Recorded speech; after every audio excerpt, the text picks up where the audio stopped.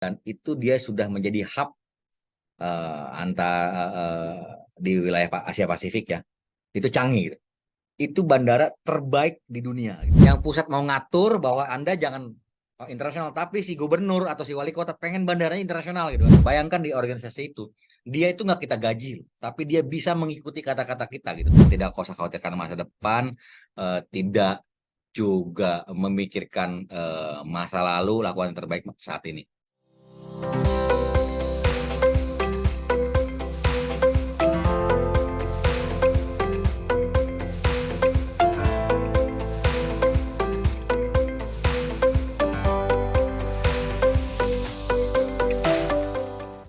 Kembali lagi dalam podcast Cinta MIPA pada episode ke-22. Kita akan menyelami cerita inspiratif Kang Ferdian Agustiana, seorang lulusan statistika yang berperan penting di era digital. Beliau adalah Kang Ferdian Agustiana, lahir di Tasikmalaya pada tanggal 14 Agustus 1983. Setelah menyelesaikan pendidikan formalnya di Universitas Padjadjaran, perjalanan pendidikannya berlanjut ke tingkat doktor di Bina Nusantara University dengan fokus pada research management. Kang Ferdian bukan hanya sarjana statistik. Ia meraih Magister of Applied Statistics di Universitas Padjadjaran pada tahun 2010 dan melanjutkan pendidikan nonformal di Digital Leadership Academy Tsinghua University pada tahun 2021 serta Data Science Bootcamp di Purwadika Startup and Coding School pada tahun 2019. Setelah menyelesaikan pendidikannya, Kang Ferdian berbagi pengetahuannya sebagai dosen tamu di Universitas Muhammadiyah Tangerang pada tahun 2012 hingga 2016. Namun, yang membuatnya semakin menarik adalah peran utamanya sebagai direktur di PT Angkasa Pura Sarana Digital sejak tahun 2019. Sebelumnya, ia menduduki posisi strategis di PT Angkasa Pura II, termasuk sebagai Chief of Project Airport Digital Business. Kang Ferdian bukan hanya seorang statistikawan, tetapi juga seorang pemimpin yang terampil. Posisinya di berbagai level manajemen di Angkasa Pura II membuktikan komitmennya terhadap inovasi dan pengembangan. Ia tidak hanya memahami angka-angka, tetapi juga bagaimana menerapkannya dalam dunia digital. Dengan kombinasi pendidikan statistika dan pengalaman di dunia digital, Kang Ferdian Agustiana adalah teladan bahwa data, statistik, dan digitalisasi dapat menjadi kekuatan yang mendukung kesuksesan. Mari kita ikuti kisah lengkapnya hanya di Cinta MIPA. Mungkin selanjutnya kita mau coba baca ini, Kang. Ada beberapa pertanyaan menarik yang udah masuk di kolom komentar. Mungkin yang pertama dari Bapak Sandri terlebih dahulu. Pertanyaannya gini, Kang. Jadi semua materi kuliah itu sebenarnya nyambung atau bermanfaat untuk dunia kerja. Ada yang eksplisit dan ada yang implisit ya. Oke, baik. Saya Kang Sandri nih dari apa ya, kalau nggak salah saya pernah dari KPK ya, Pak Kang Sandri. Jadi gini, eksplisit dan implisit. Jadi yang eksplisit itu mungkin ya kalau kita melakukan menganalisa ya seperti tadi machine learning, AI atau mengolah data gitu kan. Kalau kebetulan background saya dari statistika gitu kan, itu kan gitu. Kalau implisit itu adalah melatih kita untuk problem solving kan. Misalnya Anda diberikan satu soal, itu adalah melatih kita untuk problem solving di dunia pekerjaan. Betul sekali. Jadi perkuliahan itu adalah banyak kepada hard kompetensi, kita dilatih untuk itu. Tapi selain itu, Anda butuhkan juga soft kompetensi dalam dunia pekerjaan. Apalagi ketika Anda ingin melakukan jenjang karir kepada karir yang lebih tinggi, soft kompetensi Anda dilatih situ. Karena nggak sedikit orang yang merasa dirinya pintar, cerdas segala macam, tapi soft kompetensinya nggak ada. Karena yang akan masuk ke dalam karir Anda lebih baik, penilaiannya tidak cukup dari atas Anda, tapi 360 derajat apakah acceptable pimpinan itu. Gitu loh. Dia kalau saya angkat jadi ini, tim-tim di bawahnya accept nggak gitu. Nah, kalau nggak accept, roda organisasi akan tersendat kan. Nah, itu kenyamanan orang dengan Anda gitu. Kenyamanan kolega Anda dengan Anda sendiri gitu kan. Pimpinan dengan Anda, bawahan dengan Anda, itu perlu accept. Itu nggak ada itunya tuh, perlu pengalaman ya. Nah, saya rasa hal-hal seperti ini kayak podcast ini bagus. Ini namanya tacit knowledge. Tacit knowledge itu adalah hal-hal yang tidak ada teoretikalnya nih, tapi lebih pada pengalaman. Pengalaman diceritakan kepada teman-teman dan itu menurut saya sangat bermanfaat. Kita juga namanya kita di learning organization kita melakukan itu gitu. Pengalaman ini. Betul nggak Kang Sandri ini kan Kang Sandri dari lembaga diklat ini kan tacit knowledge. Oke, Kang. Oke, nah selanjutnya ada pertanyaan menarik menarik lagi, Kang, dari Ibu Ana. Untuk pertanyaan sendiri, tantangan atau kesulitan terbesar yang pernah Akang hadapi nih selama berkarir nih, Kang. Kira-kira apa, Kang? Apa ya? Menurut saya sih semua normatif ya. Karena saya akan menjawab lebih normatif. Eh, Manusia lah, semuanya manusiawi semua gitu, nggak. Menurut saya biasa aja lah. Karena politikal ada, semua ada. Tapi itu ya harus kita jalanin. Nggak masalah. Kasih aja yang terbaik. eh, Jangan terlalu overthinking. Biasa aja. Kan kalau nah, saya banyak, saya cukup ada beberapa banyak bacaan buku-buku filsafat ya. Dia bilang gini, jangan hiraukan masa lalu, jangan khawatirkan masa depan, lakukan yang terbaik di masa kini. Itu aja menurut saya. Wah, powerful sekali nih, Kang, kata-katanya. Ya Wow, teman-teman, ini bagus juga teman-teman baca buku-buku filsuf itu. Bagus buat. oke. Oke, nah mungkin tadi nih teman-teman terutama buat teman-teman mahasiswa nih. Jadi buku-buku yang tadi Akang sebutin kalau bisa dibaca ya, Kang, karena itu Iya, meaningful ya. banget ya, Kang. Iya, ya, baca. Oke, Teman-teman mesti baca. Kalau kalau nonton TV kan udah di sini tuh gambarnya. Kalau baca buku kan kita ngahayal kan. Oh, begini gitu. iya betul, Kang. Oke, nah sebelum kita bacain lagi nih pertanyaan dari kolom chat, mungkin ada nggak dari Bapak Ibu ataupun dari teman-teman mahasiswa yang ingin bertanya langsung nih secara raise hand kepada Kang Ferdian? Disilakan untuk raise hand dan mengajukan pertanyaan yang ingin ditanyakan kepada Kang Ferdian. Halo, Iya, ada halo Pak, sudah terdengar Pak. kalian, makasih. Saya Isnandar, biasanya jadi host, tapi ya lagi nikmatin jadi penonton. Kalian saya Baik. eh, sangat tertarik kalau tentang angkasa pura ya. Izin saya bertanya agak lebih ke angkasa puranya ya. Boleh Pak, baik Simple, Pak. to the question, to the point-nya. Angkasa pura ini pengembangannya di dunia penerbangan, dunia apa tuh kemana arahnya? Kalau kita mau sebut misalnya kalau bandara-bandara di Amerika itu kan inner looking ya, ya karena dia produknya banyak, eh, kemudian wilayahnya gede, jadi bandaranya itu kan terhadap domestic market kan. Kedua, kalau kita lihat bandara-bandara di Timur Tengah itu kan connecting the world, betul nggak? Dubai connecting the world, apa namanya Qatar itu connecting the world gitu ya.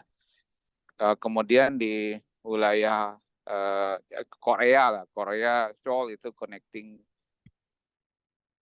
ke dalam tengah-tengah Asia ya, Samarkand itu dari sana, atau Sri Tashkent dari sana gitu ya. Nah di kita kan ada Changi, Changi udah connecting the world, Asia Tenggara kemana-mana, kemudian KL coba untuk ngambil, kemudian Bangkok coba ngambil Celuk Market itu. Nah ini Jakarta mau kemana? Ini saya mau nanya, apakah kita mau inner looking, cukup besar juga marketnya, 300 juta jiwa ya, 270 juta jiwa, gede banget, bandaranya bakal banyak banget, atau mau coba connecting the world, toh masih sekarang dunia tuh arahnya ke Asia Pasifik ya, Asia Pasifik dan Indo apa, lautan India, ke Maldives itu masih kurang, ke Palau segala macam masih kurang. Nah, karena saya lihat itu dunia penerbangan itu kan selalu berjoin antara maskapainya sama bandaranya, which is itu operatornya adalah Angkasa Pura. Mau dengar itu Kang Ferdian, karena CEO harusnya pasti seperti Kang dia sebut tadi, pikirnya pasti ke strategik ya. Pengen banget dengar itu. Terima kasih, makasih. Baik, langsung ya. Halo, halo. Boleh Kang, langsung aja. Siap. Ini pertanyaannya berat banget nih. Ini sama kayak pertanyaan pas saat ujian dokter nih kan mungkin. Jadi gini Kang, eh, bandara dilalahnya bandara terbaik di dunia itu, dan itu dia sudah menjadi hub di wilayah Asia Pasifik ya. Itu Changi gitu. Itu bandara terbaik di dunia gitu. Nah, kalau kita bandingkan antara Cengkareng dengan Changi, karena memang lagi-lagi bukannya pembenaran ya, tapi memang Changi itu negara ya, kota gitu kan, dan itu adalah bandara terbaik di dunia, baik itu di infrastruktur maupun asetnya maupun connectingnya gitu. Karena mereka membangun dari awal. Nah, em, kita sudah mulai merapikan nih.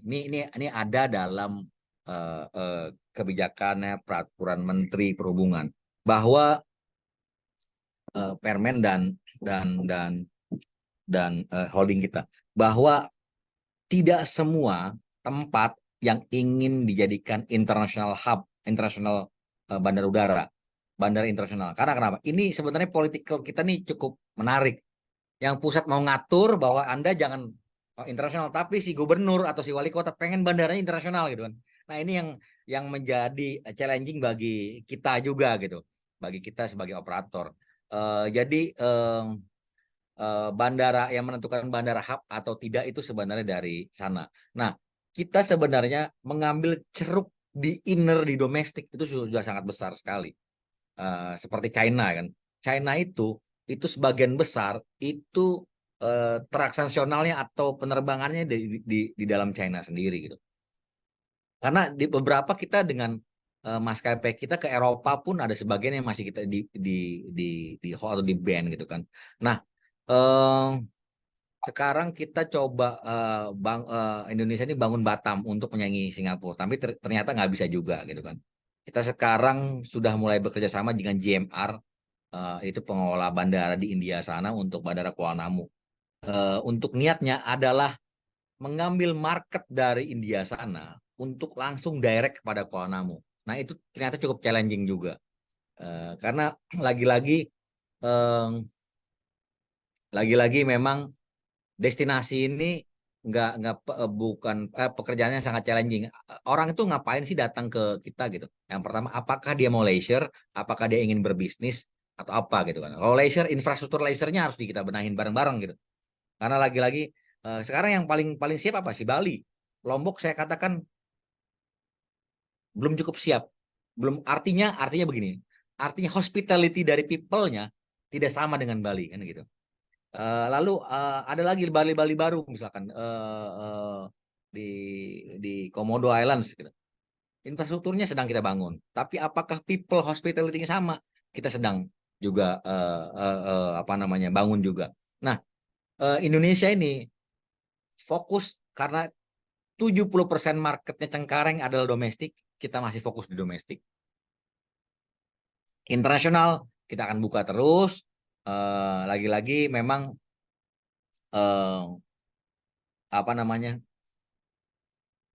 kemarin industri penerbangan kita cukup terdampak cukup sangat dalam.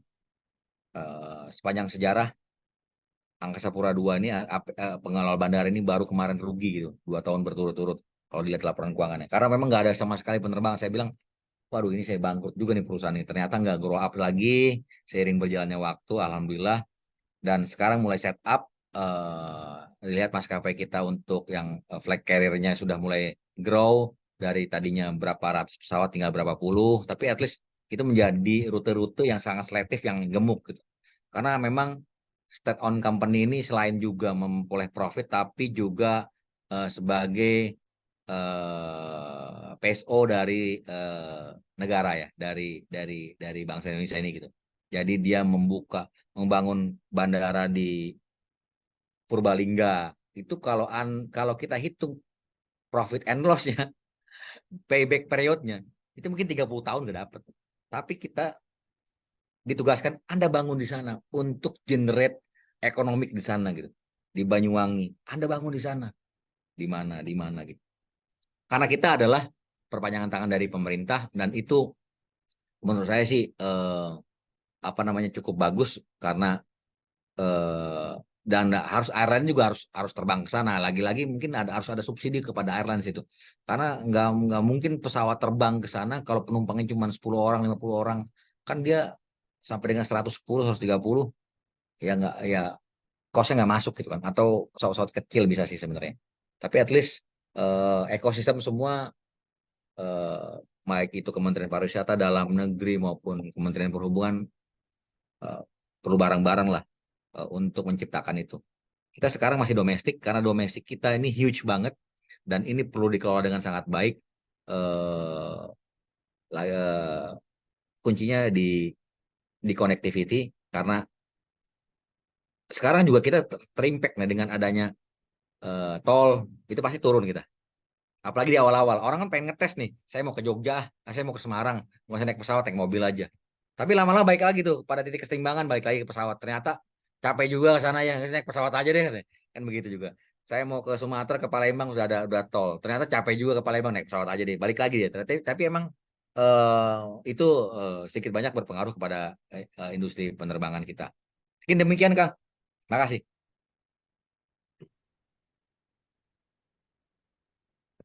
Ya, izin, halo? Ya, mangga. Ya, masuk Kak. Ya, Pak. mungkin kalau saran saya ya, mungkin MIPA masuk ke situ ya, yang Kang Ferdian masuk tadi, AI-nya, baca datanya, betul nggak?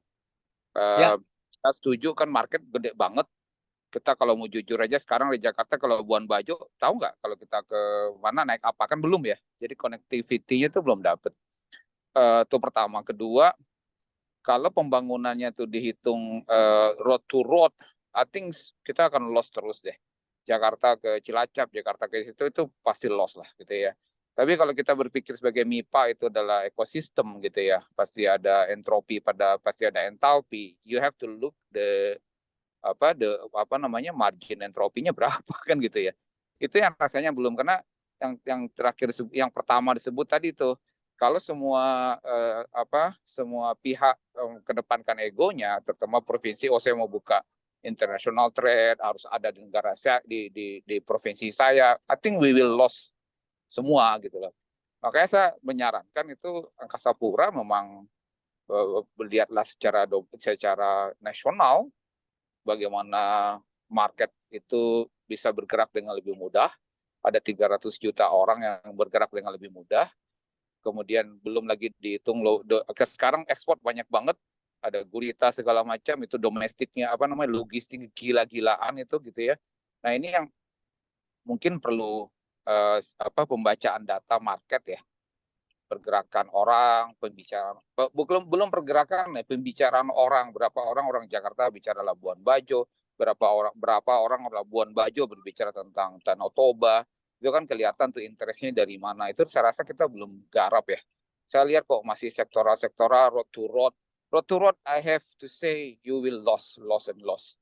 Kecuali kalau kita berpikir itu sebagai ekosistem, sebuah sistem yang besar ya 300 juta jiwa Indonesia itu bikin satu sistem yang besar. Saya rasa entropinya pasti positif. Begitu, Kang Ferdian, makasih banyak. Saya main kematian ini. Thank you. Siapa yang jadi host? Makasih banyak ya. oke, Kang, sedikit tambahan, Kang. Sebenarnya itu pemerintah sudah melihat itu, karena sekarang kita sudah punya ada yang namanya holding, Injernie Holding, Kang. Di bawahnya itu nanti ke depan akan ada airlines. Di dalamnya adalah ITDC, kawasan Candi, Angkasa Pura I, Angkasa Pura II, HIN, masuk ke sana semua. Jadi ekosistem pariwisata untuk pariwisataan ya, belum yang lain ya. Itu akan di dalamnya itu gitu kan.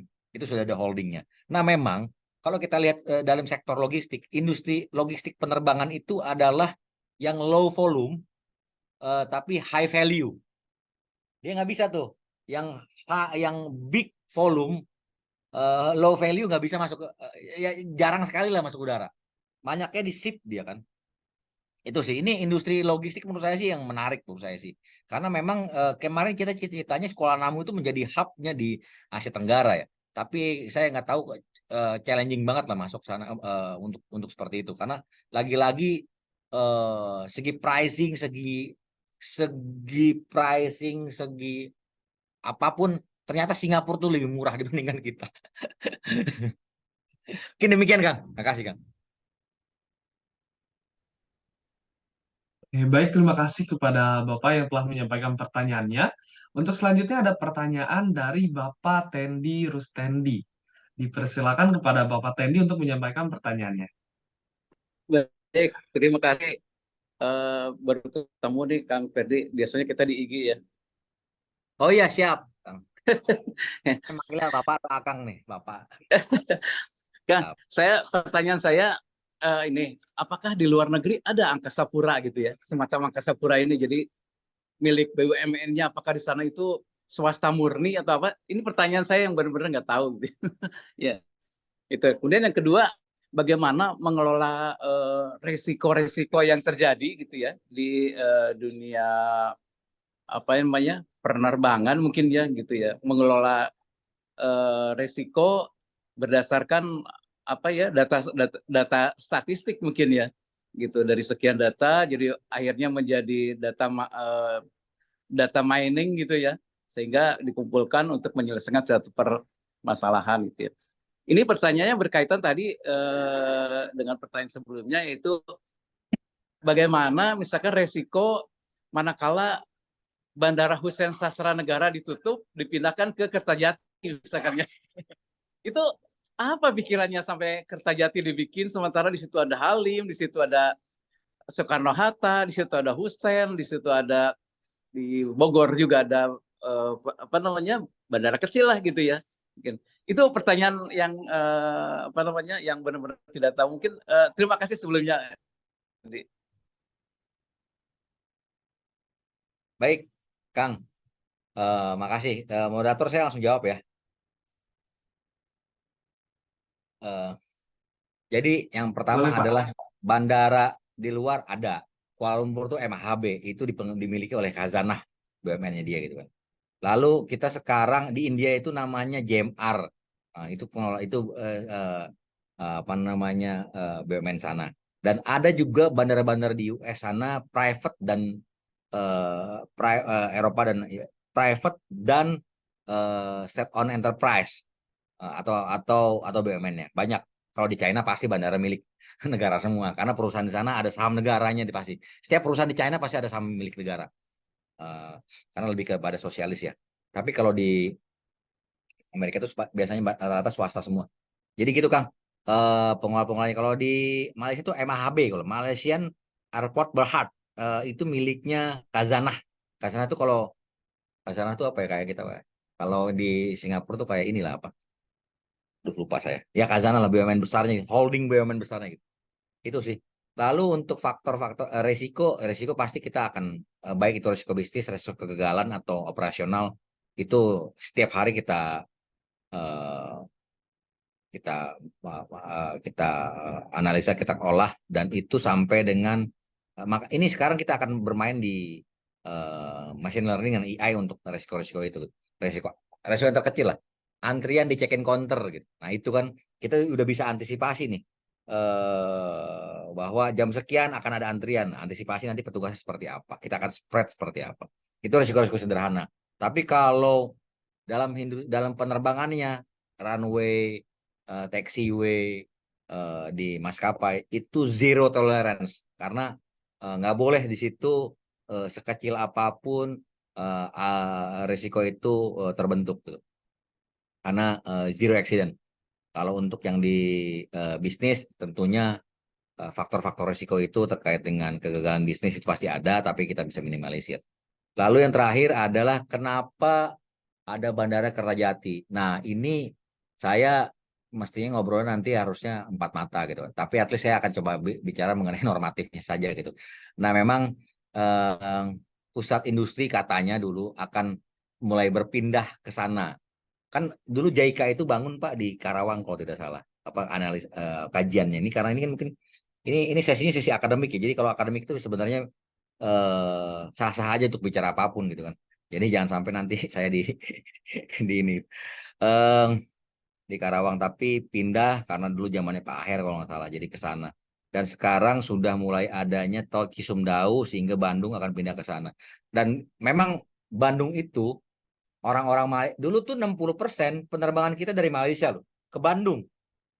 Maunya ke Bandung. Itu orang-orang Malaysia belanja di Pasar Baru. Saya ingat banget. Belanja di Pasar Baru, belanja kodian banyak, balik lagi ke Malaysia dijualin sama dia. Nah, jadi 60% penerbangan di Hussein Sastra Negara itu orang Malaysia. Malaysian Airlines, AirAsia. Sekarang udah jarang banget, udah nggak ada nih. Nah, niatnya di Kertajati nanti akan ada juga logistik di sana, haji di sana sampai dengan apa namanya sampai dengan umroh di sana gitu. Dekat dengan Halim betul, tapi at least kalau kita cari jaraknya itu target marketnya adalah Jawa Tengah bagian barat, Jawa Barat bagian timur. Target marketnya karena dia dekat ke Cirebon atau dari Jawa Tengah bagian yang Tegal segala macam masuk ke sana atau yang Jawa Barat bagian timurnya ke sana. Karena Parayangan Timur ya, Parayangan Timur sana. Nah, memang cukup challenging ketika rumah kita di Ciamis gitu kan. Pasti dia masuknya ke Cilacap kan gitu atau ke Jogja lebih deket. Ya, Ciamis, Cilacap bisa masuk ke sana. Itu sih Kang. Kalau visibility tadinya kebetulan saya juga yang ikut terlibat dalam pembuatan visibility study. Itu kan banyak asumsi ya. Asumsi apabila industri ini pindah ini make sense sih. Tapi kan semua harus berjalan secara paralel, tidak ceteris paribus gitu. Demikian Kang. Atur nuhun. Satu lagi Kang, satu lagi mengenai resiko tadi ya. Tadi kan taxiway gitu-gitu kan itu harus zero ya, harus zero ya. Nah sekarang bagaimana dengan waktu tunggu, katakanlah R itu tiap sore itu 2 jam loh itu. Nah itu apa nggak ada tindakan gitu ya? Itu kan jadi artinya resikonya itu merah terus, tidak sampai menjadi kuning, tidak menjadi hijau gitu. Itu aja kan. Betul, sebenarnya gini ya. Ini yang agak menarik menurut saya. Jadi saya sedikit buka clue-nya gitu. Kita pernah nggak terbang dengan air pesawat jam 9, habis itu dipindahkan menjadi jam 11 gitu. Pernah ya kalau salah ya. Karena dia ada 2 slot penerbangan ketika atau jangan saya nggak nyebut lah. Saya yang nyebutin satu maskapai gitu. Atau maskapai, dia ada 2 slot. Slot itu nggak penuh, penumpang sama dia dipindahin tuh. Jadi satu. Jadi dia akan meminimalisir cost mereka gitu. Nah, itu tindakannya adalah sebenarnya harusnya memang dari teman-teman kita dari kementerian ya. Kita selalu tegur bahwa Anda membuat penumpukan penumpang di sini delay. Yang pertama adalah penumpukan penumpang, yang kedua ini nggak hanya melulu terkait dengan telat 2 jam, tapi ini adalah berapa potensi kerugian ketika seseorang ingin melakukan deal bisnis di sana, tapi Anda terlambat karena pesawat Anda kan gitu. Kan begitu tuh.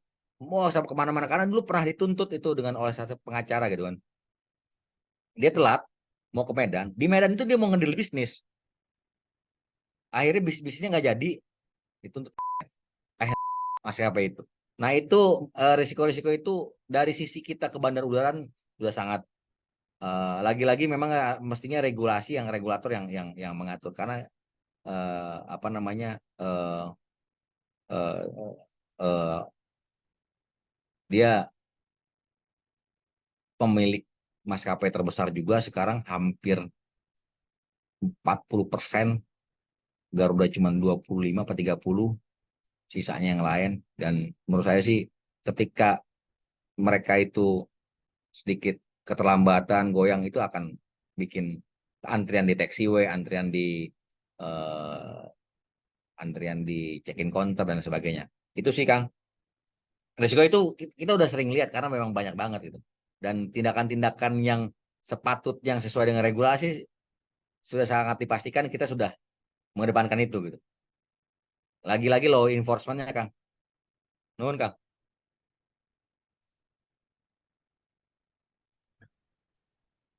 Oke, baik kepada Kang Ferdian. Oke, mungkin selanjutnya sebelum masuk ke pertanyaan Bapak Yudi, sebelumnya ada mahasiswa yang bertanya. Untuk pertanyaan sendiri berasal dari Arafigura Bilbina, merupakan dari Statistika 2023. Beliau bertanya, saat memilih mata kuliah peminatan atau elektif, menurut Akang berperan besar nggak saat akan terjun ke dunia kerja?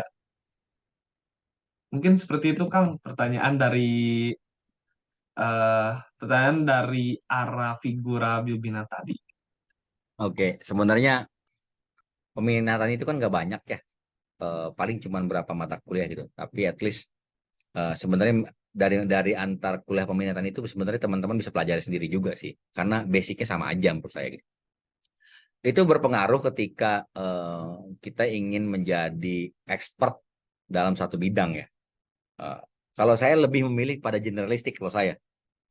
Tapi kalau Anda ingin berkarir kepada satu expertise, Anda ingin gitu karir kan karir itu ada dua. Yang pertama adalah manajerial, yang kedua adalah fungsional. Anda ingin pada fungsional pada karir itu cukup berpengaruh ya untuk Anda. Tapi kita sebagai company untuk menerima mahasiswa sih enggak melihat itu ya, tapi lebih melihat pada majornya. Majornya apa? Oke, kuliahnya di mana? IPK-nya berapa? IPK sekarang gede-gede nih, pada pinter-pinter semua, hebat.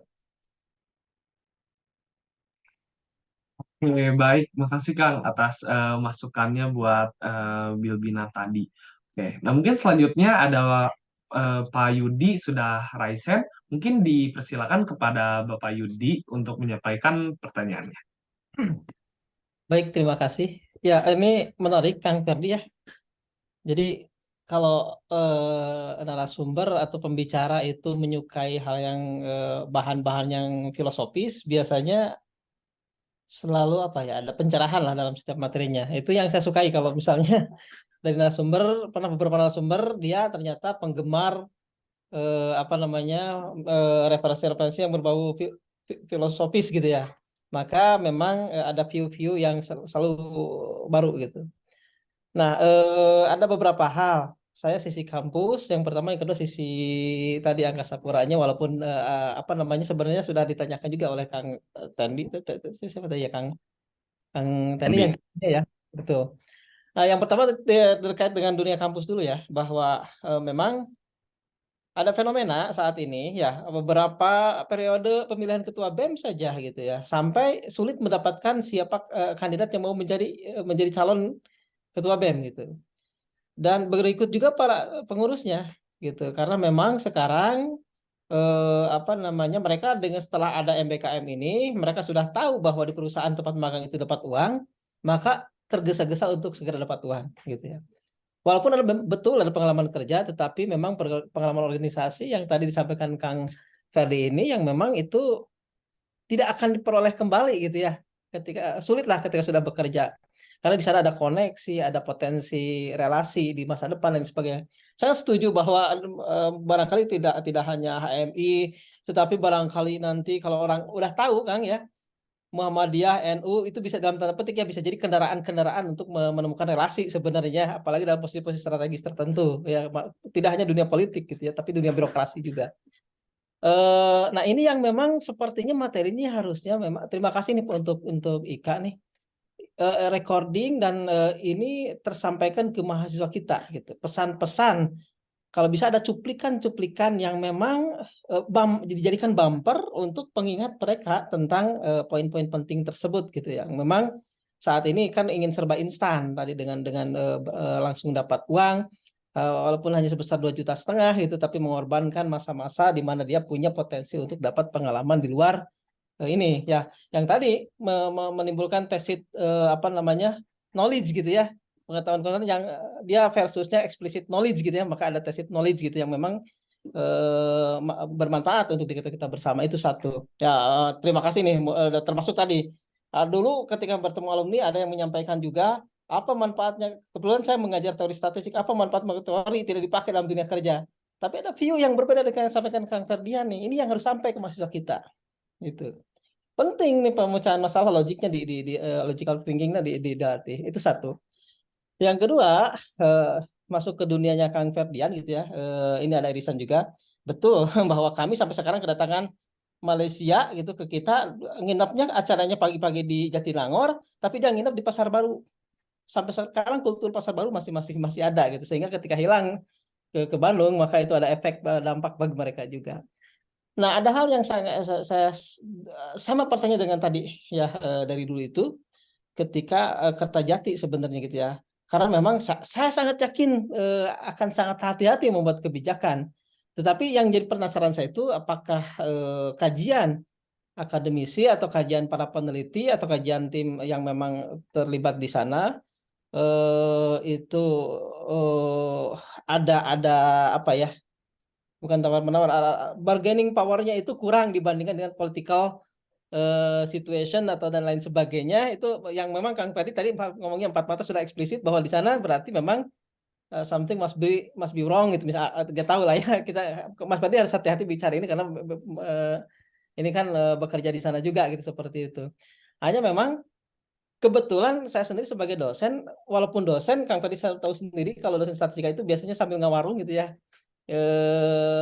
Kita konsultan yang di pertemuan sebelumnya kita ngebahas tentang tanah tercemar, survei segala macam. Nah sekarang di Angkasa Pura pun sama, pernah ada kajian kita masalah trayek saja, kalau dalam angkot trayek gitu, lupa lagi istilahnya, akan dibuka trayek baru gitu, sehingga kami diminta untuk melakukan proses survei gitu ya, survei. Kalau tadi betul untuk AI-nya memang sudah jalan saat ini dengan melihat tidak hanya delineasi survei ya, pergerakan orang, tetapi juga percakapan, tweet analisis dan lain sebagainya untuk mengetahui kecenderungan orang akan berangkat akan kemana lah gitu, dan pada saat liburan dan sebagainya. Analisis itu sudah ada sebenarnya gitu ya. Nah dulu konvensional sebelum masuk ke sana pun Angkasa Pura sangat hati-hati gitu ya ketika membuka trayek baru. Kami dilibatkan juga survei nih, kalau dibuka trayek ini ke sini gimana kira-kira rate dari customer-nya gitu ya, apakah kurang lebih worth it atau tidak gitu, seperti itu. Nah ketika Kertajati dibuka, bahkan sekarang dihantam tidak hanya dengan ini, tapi dihantam dengan kereta cepat nih, KCIC gitu misalnya. Wah ini semakin blur nih bagi saya nih, apa yang terjadi nih itu. Kalau kereta cepat ya mendingan saya ke Jakarta saja gitu. Tetapi tadi clear bahwa oke targetnya seperti sebelah sana, kecuali orang Ciamis. Kebetulan Ciamis, saya orang Ciamis nih, bukan menjadi target juga kalau begitu. Apakah pembangunan yang sedemikian besarnya itu masih memang saya kira Kang Ferdi masuk di tim kajian itu, tetapi ada hal yang tidak bisa disampaikan di sini. Itu yang pesan saya yang saya tangkap gitu ya. Dan ada unsur kehati-hatian juga karena ini recording ini barangkali akan disimpan di YouTube atau Instagramnya IKA ya, IKA MIPA. Itu insight saja Kang. Jadi ini luar biasa, terima kasih lah ya. Hanya satu pesan terakhir juga, kalau kita di luar gitu, luar negeri itu kan interkoneksi antar apa namanya infrastruktur transportasi itu menarik ya. Kalau di kita baik itu di Medan gitu, Medan turun bandara langsung kereta gitu ya. Kita dari Jakarta mau ke Bandung pusing Kang gitu, tidak harus nyari keluar dulu dan sebagainya gitu. Padahal itu pusatnya. Nah ini yang belum terintegrasi barangkali karena memang ya dulunya memang tidak dibuat seperti itu. Jadi sehingga tantangan Angkasa Pura ini semakin besar gitu untuk mencapai hal tersebut gitu ya. Itu hatur nuhun, mangga ada yang bisa direspon barangkali Kang Ferdi. Ya, nuhun. Baik, Pak Yudi atur nuhun. Saya coba akan tanggapi yang pertama ya. Yang pertama adalah betul sekali Pak Yudi, memang fenomena sekarang ini orientasinya sepertinya teman-teman mahasiswa udah kepada itu ya.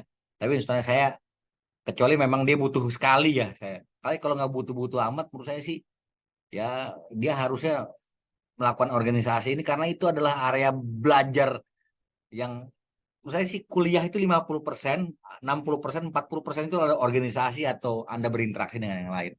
Karena pasti akan sangat bermanfaat, saya yakinkan itu. Nanti nih Kang Riyad nih, pasti dapat. Apalagi kalau Kang Riyad nanti setelah dari MIPA masuk ke kampus, ke apa? Ke Depati Ukur ya, universitas segala macam. Itu sangat bermanfaat. Itu sih yang paling penting. Connecting the dot-nya. Kita kan nggak melulu juga bergaul dengan teman-teman di Unpar gitu, dengan UGM, dengan UI, dengan mana segala macam, itu connecting the dot-nya dengan berbagai macam disiplin ilmu, sharing gitu. Kadang-kadang kita suka lupa bahwa kita tuh merasa hebat di dalam kerangka kitanya aja gitu. Padahal di luar sana itu wah udah begitulah gitu. Wah ini kita hebat nih, udah lulusan A dapat cum laude begini bla bla bla bla. Ternyata ya perlu banyak berinteraksi dengan yang lain. Dan memang apa namanya apa namanya, teman-teman seperti teman-teman di mahasiswa perlu coba kita kasih apa, pencerahan juga ya mengenai pentingnya satu organisasi. Selain memang magang itu juga sangat penting gitu kan. Karena terus terang, saya tuh be honest, teman-teman yang sudah lulus itu, even dia bisa apapun tapi dia from the scratch dari kertas putih, dan itu sangat mudah dibentuknya. Kita mau bentuk lonjong, bulat, kotak, apapun itu sangat mudah, tapi dia dari nol dulu tuh, belum bisa dia apa-apa dari nol dulu. Tapi kalau dia dari nol, saya sangat mudah untuk ngebentuk dianya gitu. Memang challengingnya adalah butuh waktu, tapi kalau dari MIPA Unpad nggak lama ya, 2 bulan cepet lah, karena udah sangat intelektualnya sangat tinggi gitu, cepet banget, cerdas, tak tak tak tak, udah sudah bisa jalan sendiri gitu. Yang kedua, pertanyaan kedua, memang dulu juga kajian dari Bandara Kertajati di kajian pertama itu kalau tidak salah dibantu juga oleh LPPM Unpad dulu, kalau nggak salah ya. Dulu Pak, aduh saya lupa, saya ingat banget itu dulu dibantu juga kajian awal, kajian awal dibantu, lalu dengan teman-teman juga dibantu. Nah memang marketnya adalah Pariangan bagian timur dan Jawa Tengah bagian barat marketnya. Lalu pusat-pusat industri itu ada pemindahan dari pusat-pusat kota ke sana, atau ke depannya industri itu akan lari ke sana gitu. Nah kan kalau nggak salah dulu pernah JICA itu, Japan International Corporation itu melakukan kajian itu sebenarnya di daerah Karawang kalau nggak salah. Nah, karena di sana politiknya kuat juga, karena di sana kalau saya tidak lihat banyak industri Jepang gitu.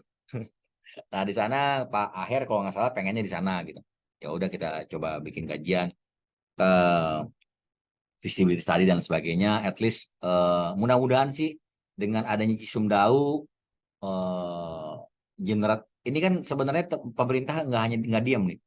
Dulu Garuda pernah masuk, dulu apa pernah masuk, akhirnya kan juga marketnya nggak ada, eh, intermodanya juga nggak konsisten gitu kan. Jadi orang airline juga kadang-kadang masuk dulu seminggu nggak ada lagi gitu, masuk dulu seminggu nggak ada lagi. Nah nanti kalau nggak salah di Oktober nanti akan aktif ya, di akhir Oktober nanti akan aktif di sana.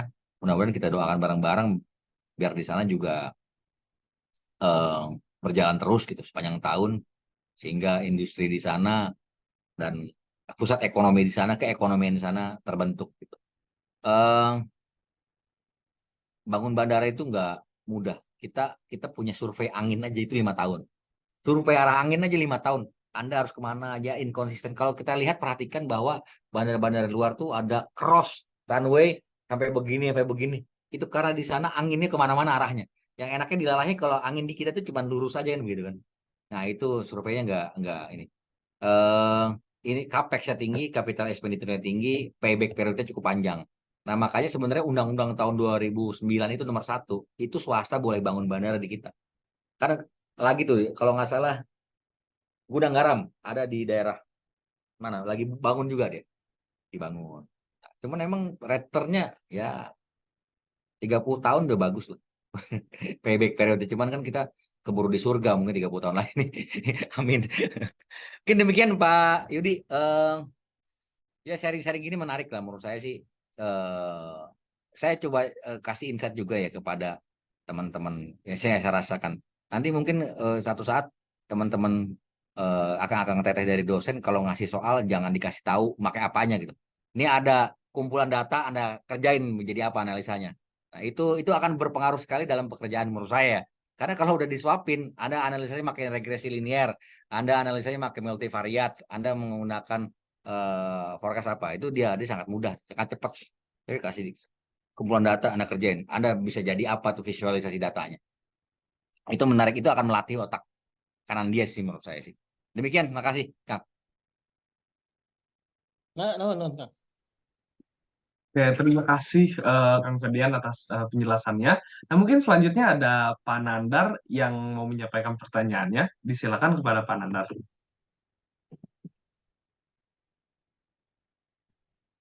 Eh, Pendapat aja, bukan eh, masukan aja. Kalau organisasi yang Kang Ferdian sebutkan betul, tapi kita harus ingat rasanya ke depan nggak gitu-gitu banget juga ya, karena organisasi itu udah benar-benar punten dengan dunia yang baru ini, organisasi itu jadi old fashion lah, udah mulai old fashion.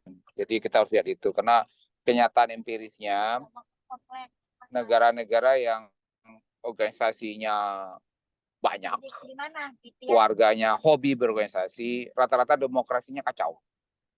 Itu dari Indonesia, ada di Nigeria, ada di Pakistan. Orang itu hobi banget berorganisasi. Demokrasinya kacau jadinya. Kenapa? Karena ya dinamikanya hobi banget gitu loh. Jadi punten saya harus sampaikan hal itu. Ada arah yang berbeda ke depan kayaknya.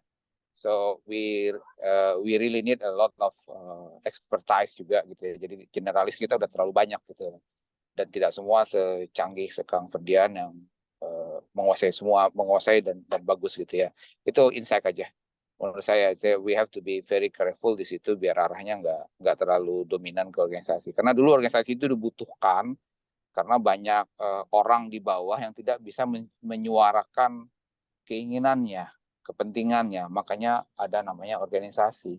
Nah, ketika semua orang bisa bersuara sendiri, media sosial miliknya dia, itu AI yang diperlukan, dan AI itu robotik gitu ya. Decision polisi bisa diambil dari situ. Jadi less need of a speaker untuk menyuarakan kepentingan orang yang tidak punya suara. Jadi organisasi kayaknya harus dilihat lagi dari itu pendapat saya. Terima kasih. Oke, baik. Terima kasih kepada Pak Nandar atas pendapatnya. Untuk selanjutnya ada dari Bapak Budi Cahyana. Dipersilakan kepada Bapak Budi Cahyana untuk menyampaikan pendapat ataupun pertanyaannya. Assalamualaikum, Kang Ferdian. Salam, Kang. Siap. Wah, menarik ini, seru sekali malam ini diskusinya.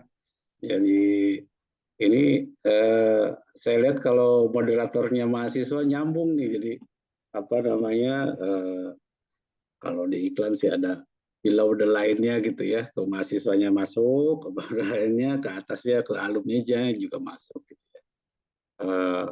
Mungkin kita pertimbangkan nih Riyad ya, nanti sering-sering juga nanti menjadi moderator. Siap-siap.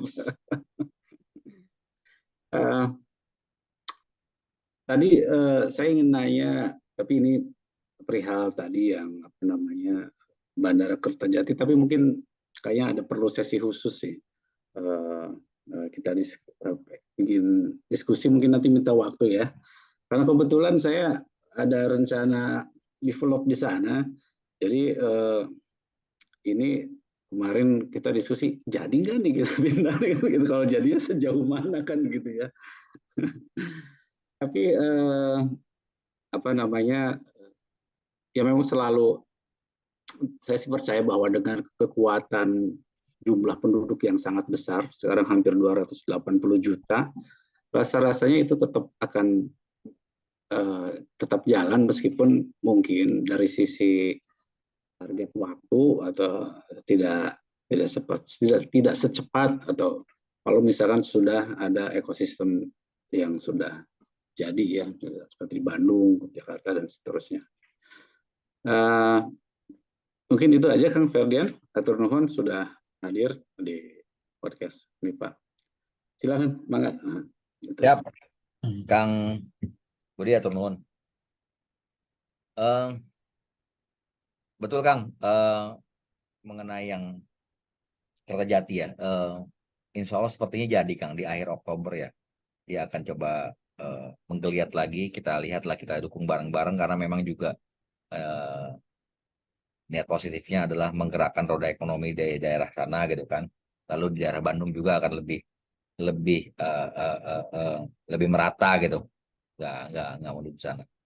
Dan kan sekarang udah ada Cisumdawu saya nggak tahu ya, 45 menit sampai nggak dari Kertajati ke Cileunyi gitu loh. Nyampe kan?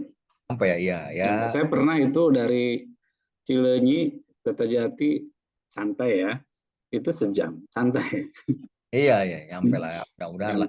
Dari situ sih, terus infrastrukturnya juga udah sangat besar, itu runway juga udah panjang, sangat tinggi. Ya, jangan sampai kita banyak juga bandara-bandara di luar sana, di Turki, di mana gitu, infrastruktur udah dibangun tapi nggak dipakai, kan sayang juga. Lagi pula kalau udah sayang nanti Ya pusing juga bangunnya. kebetulan minggu lalu tuh saya ke sana, Ya, ke survei ke Bandara Kertajati, karena ada pemberitaan bahwa PLT mau buka tanggal 19 Oktober katanya kan gitu ya. Saya lihat memang, aduh ini sayang sekali kalau sampai mangkrak gitu ya. iya, jangan. Terminalnya bagus gitu ya. Kemudian jalan tolnya sudah nyambung gitu ya. Kan sayang itu ada hotel yang mangkrak gitu gara-gara nunggu yang nggak jelas tuh, yang hotel itu yang pas depan gate bandara mangkrak gitu ya. Hotel yang lain ada yang nunggu gitu ya, yang udah jadi tapi belum ya beroperasi tapi nggak ada penghuninya gitu kan. Terus sayang sekali dulu ini gimana perencanaannya gitu. Makanya kemarin pas ada tawaran anak mitra saya develop di sekitar situ, waduh ini kepastiannya gimana kan gitu ya. Kalau sampai nunggu, dugaan saya kan biasalah karena Indonesia ini politik sangat dominan, nunggu pilpres dulu atau gimana gitu ya gitu ya. Wah ini berarti kan masih harus dihitung 1,5 tahun ke depan kan gitu ya.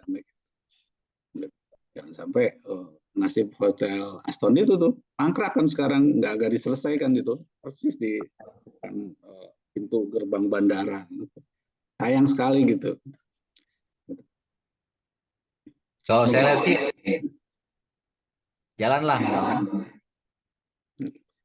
Sayang itu kan punya Jabar juga, punya BJB ya, Badan Nasional Jawa Barat, punya BJB. Kita juga ada share saham di sana. Saya rasa sih akan berjalan. Karena memang sayang infrastrukturnya udah sangat besar dan itu adalah capital expenditure negara ini masuk ke sana kan. Iya, iya. Lagi cari operator juga, lagi cari investor juga dari luar kalau nggak salah ini. Oh iya, iya, iya. Oke, nuhun infonya Kang, nuhun. Bangga dilanjut. Siap. Saya sedikit masuk lagi, Kang. Ya, Iya, disilakan Pak. karena ini di record juga. Jadi memang menarik tadi terkait organisasi gitu ya. Karena saya orang statistik, saya orang data gitu. Jadi apa namanya, menghindari opini. Mencoba mencari sebenarnya negara mana saja yang banyak organisasinya gitu ya, student organization-nya gitu. Ternyata memang ini muncul United States, United Kingdom, Kanada, Australia, South Korea, India juga, Jerman, Jepang gitu, Prancis gitu. Memang negara-negara besar juga gitu yang banyak organisasinya. Ini hanya menyampaikan data saja gitu. Jadi ada perspektif yang barangkali apa namanya, secara akademik kita menarik nih untuk kita kaji gitu ya, kita kaji. Memang ada pergerakan perubahan gitu. Tetapi kalau kita dari kebetulan saya akademisi kalau kita kaji ini sebenarnya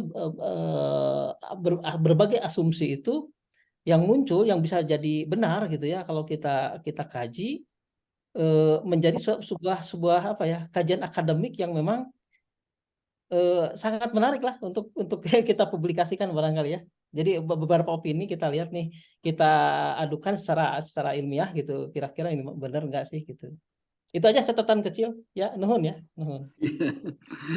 Baik, Kang Yudi. Ya, nambahin soal organisasi ini seru nih. Nggak, sedikit aja. Ya, kalau dari perspektif saya memang perubahan teknologi ini atau perkembangan teknologi ini memang banyak merubah banyak hal. Tapi kan ujung-ujungnya yang jadi kunci adalah sumber daya manusia, human ya. Dan di organisasi itulah belajar interaksi gitu ya, belajar bernegosiasi, belajar bersosialisasi. Di situ sebetulnya kuncinya. Memang betul sih bahwa sekarang banyak perubahan, banyak apa teknologi dan sebagainya. Tapi tetap aja di belakangnya adalah manusia. Dan di organisasi itulah kita belajar. Alhamdulillah saya ya banyak belajar lah, mulai dari di himpunan, di senat universitas, di alumni gitu ya. Itu intinya itu sih. Tapi memang betul kalau kata istilah Kang Ferdian kan hard shifting gitu. penyesuaian dan seterusnya dengan ada. Mungkin itu aja Kang. Nuhun. Siap, Kang, matur nuwun. Jadi memang eh, sebenarnya dalam level korporat atau jangan level korporat, ya, kita sebagai entrepreneur aja, kita nggak mungkin kan handle sendiri itu semua barang-barang dari A sampai Z gitu kan. Pasti nanti kita ke depannya pengen jadi besar, punya tim, punya di bawah. Nah, belajar dari mana? Dari organisasi. Menurut saya loh, kita ngelit anak buah saya dari mana? Oh, dari sana. Itu sih menurut saya. Itu model-model pola pembelajaran aja sih menurut saya. Oh, cara ngelit orang begini, cara mempunyai influence yang sangat tinggi kepada orang. Bayangkan di organisasi itu, dia itu nggak kita gaji, loh, tapi dia bisa mengikuti kata-kata kita gitu. Anda tolong dong begini dan dikerjakan oleh Anda, oleh dia. Berarti kan influence kita sangat tinggi dan itu nggak semuanya skill set itu nggak semuanya orang punya, nggak punya Pak. Kalau di kerjaan jelas, saya mohon maaf saya pimpinannya. Di bawah saya akan ngikutin kata-kata saya karena dia akan karir dia akan dipengaruhi oleh saya gitu. Itu jelas banget gitu. Eh, kalau kalau itu sih sebenarnya menurut saya sih melatih itu aja. Melatih kepada ini individu skill set kita sebagai kita dan Nah, untuk selanjutnya mungkin dari Kang Ferdian, apakah ada closing statement nih buat Bapak Ibu dan juga buat teman-teman mahasiswa yang telah hadir ataupun menonton dari YouTube? baik. Terima kasih Kang Riyad, Pak Iman, Pak Dekan, Pak Yudi, eh, eh, Ketua IKMIPA, teman-teman semua. Closing statement nggak ada. Terima kasih sudah diberikan satu kesempatan untuk melakukan sharing. Ini idenya sangat brilian sekali menurut saya Cinta MIPA ini. Dan ini sudah pernah kita bahas dan ini sangat menarik.